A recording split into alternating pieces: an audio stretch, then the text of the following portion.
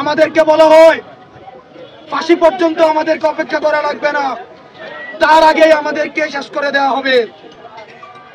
আমরা বলতে চাই, মৃত্যু থেকে জীবন থেকে মৃত্যু পর্যন্ত এই মধ্যবর্তী সময়টাই বিপ্লব।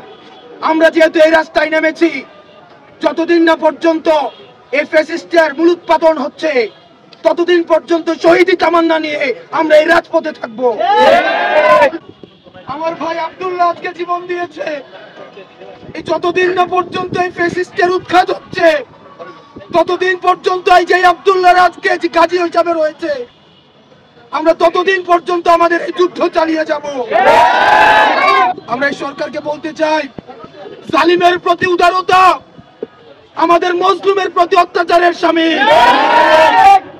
আপনারা জালিমের প্রতি উদারতা দেখাচ্ছেন, এই শহীদদের সাথে আপনারা প্রহসন করছেন।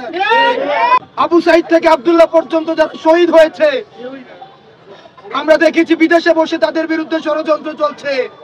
আমাদেরকে বলা হয় ফাঁসি পর্যন্ত আমাদেরকে অপেক্ষা করা লাগবে না, তার আগেই আমাদেরকে শেষ করে দেওয়া হবে। আমরা বলতে চাই, মৃত্যু থেকে জীবন থেকে মৃত্যু পর্যন্ত এই মধ্যবর্তী সময়টাই বিপ্লব। আমরা যেহেতু এই রাস্তায় নেমেছি, যতদিন না পর্যন্ত এই ফ্যাসিস্টের মূলোৎপাটন হচ্ছে, ততদিন পর্যন্ত শহীদি তামান্না নিয়ে আমরা এই রাজপথে থাকবো। যারা শহীদ হয়েছে, সারা পৃথিবী তাদেরকে দিয়ে দিল, এই ক্ষতিপূরণ হবে না। কিন্তু আমরা বলতে চাই, আব্দুল্লাহর বাবা এখানে আছে, ভাই এখানে রয়েছে, সারা পৃথিবী দিলেও আপনাদেরকে হবে না। আমরা আব্দুল্লাহর এখানে রয়েছি, আপনাদের যে কোনো বিষয়ে আপনারা আমাদেরকে পাশে পাবেন।